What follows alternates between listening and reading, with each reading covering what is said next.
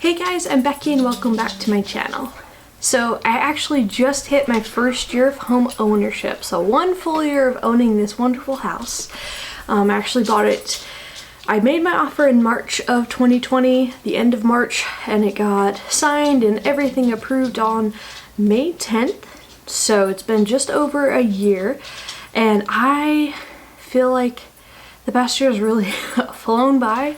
Like I look back and I can't believe that it's already been a year. But then I look at the days and I'm like, wow, like they never just ended. They just kept going and going and going. So it's fast but slow year. And one of the big things that I focused on with my budget and my personal finance was paying down extra on my mortgage as much as I possibly could. So I ended up actually cutting away 3 years off the back end of my mortgage by making extra payments. In total, I paid just over $13,000 extra towards principal on my mortgage. And that equates to just over $1,000 every single month. So my mortgage payments are right about $1,000 a month, not with insurance or any of that. Just strictly principal and interest is right around $1,000 a month. So 3 years, 36 months equals $36,000 worth of payments that I don't have to make now. And of course, you can't just look at it like $36,000 and no longer have to pay because I paid $13,000 already. So we need to subtract the $36,000 minus the $13,000 that I paid extra this year. So I ended up saving $23,000 from my mortgage. Like 3 years, $23,000 that I've saved for my mortgage, just by making extra payments directly towards the principal amount on my loan.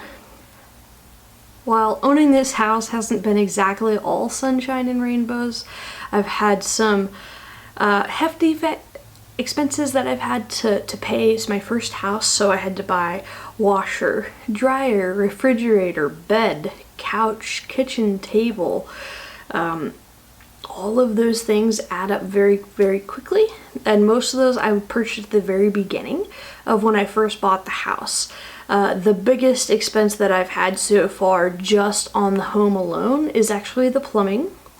I had to bring in a plumber just this month in May and have him basically redo the entire plumbing to the bottom portion of my kitchen sink because I thought I had a leak. I knew I had a leak, put down pan, and then I noticed that there was a different leak, so I put down a different pan, but this one I couldn't figure out where exactly the leak was coming from, and so I ended up putting it underneath, like on the floor, and so it was rolling down my bottom pantry into this because I couldn't figure out exactly where the leak was coming from in all the plumbing. And so called in a plumber, he came in and he got down and started looking at it and he was like, 1 leak, and then 2 leaks, and then 5 leaks, and he was like, we need to redo everything. And so it only ended up costing about $350 just to redo all the plumbing underneath there, and then he snaked some of the other drains just because it's an old house and I haven't quite done that, nor did I think the previous owners do that in a while. So I'm glad to have my sink up and running. It's draining now. I can run my dishwasher, all the fancy things, except for I don't have enough space for a food dispenser. Bzz, bzz. So I don't have one of those. Maybe, you know, if I ever redo the kitchen in future years, I can make some space to do that. So we'll see what the future holds in that, but glad my kitchen sink is working. So the stock market lately, forever, has always been back and forth on up and down on where it's going to head, if it's going to be a bull market or a bear market, or it's going to crash, it's going to spike. No one knows. No one can predict it to any 100% certainty, the exact date and time when a big shift is going to happen. You have, of course, general like patterns. Like right now, we're more bearish. It's just a fact of life on that. It's going to go back and forth and up and down and play into buyers' hands and sellers' hands, and no one knows. The good thing about dividends and a long-term investment strategy is I don't really care about the day-to-day changes that happen like this, because overall I'm looking at a long-term strategy where I keep growing the amount of shares that I hold, thus growing the amount of dividends or return that I make on those shares, regardless of how the market moves every day. The long-term growth is here. So that's why I like the dividend strategy. As far as my stock portfolio is going, we're headed really in a good direction. Like I said before, it functions as a long-term dividend drip investing account where I reinvest all the dividends that I make right now into basically bringing that into more money. My diversification strategy is broken down into different sectors and different areas, and I try to stay pretty close to this breakdown of what stocks I look at buying each month or each quarter or where I'm at, just to make sure that I'm balancing to keep it diversified in a way that I feel like is most effective for me right now.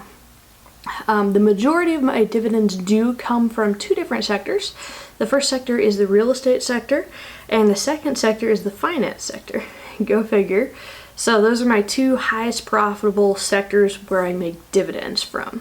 As far as balancing my portfolio this last month, I really needed to focus on purchasing real estate stocks. My percentage of my portfolio was shrinking a little bit as other areas were increasing and other stocks that I were buying, and prices, of course. So I needed to buy into that to kind of balance out my portfolio. So my goal with real estate is that it makes up 15% of my portfolio. And right now, well, at the beginning of the month, it was sitting about 13%. So I purchased all of my stocks that I got this month specifically into real estate stocks or REITs. And so I bought one. I actually invested in one stock this month, and that is LTC, which is a REIT that believes in investing in diverse, high quality senior housing and healthcare properties. So they're focused in a big area that's set for growth and expansion in the next year as the baby boom, next few years, as the baby movers start to age into that retirement setting.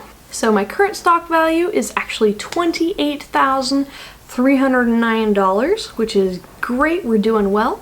My lending club balance has decreased to $678. So total invested personal on my level is almost $30,000. We're getting really close to hitting that. And I actually made $61.10 in dividends this month. Less than last month where we had a $100 month, but then again, they come every 3 months, every quarter. So the way my portfolio is balanced, I have a higher month where I make more dividend returns than the other 2 months. I'm trying to balance it out and even it out, but I'm not really too concerned about it in the long run. So if it balances out to even, that's fine. If not, it's still going to me and I can balance it out every quarter. So as far as my dividends that I received this month, I received from Apple, from AXP, from Costco, from EFC, which is one of my biggest returners right now. I'm getting $7.70 a month since it's a monthly dividend. I also have T, which is my telecommerce. It's the one area of my portfolio that I have, and I make $20 a quarter off them in dividends. So I'm fantastic about that, as well as OKE and OHI. So real estate is high on there, as well as telecommunications. So great areas that I like to focus on. So a highlight from this month that I saw with my personal life and my photography was I actually sold 2 stock photos, which I've never done before. I've tried to get into it, I've dabbled into it, and I'm starting to really dive into it. So I sold 2 different photographs on there. I'm also still continuing to sell prints and listing more prints as I go through my portfolio of photographs that I've taken over the years that I've kind of neglected. So I'm pushing into that, and I'm pushing into stock photography and trying to build up a passive income where I just generate revenue off of work that I've already put in, which is a big focus of what I want to do future stage in my life. As far as this website goes, man, I feel like time is hard. Work has kept me busy. I've seen a very big decrease in my workload, which is fantastic. I really needed it. I actually took the first day off this whole year. My first day off of PTO, so that was very nice. It was actually when the plumber came and fixed my kitchen sink, but I took a day off, and then I'm actually going to take off 2 days in June.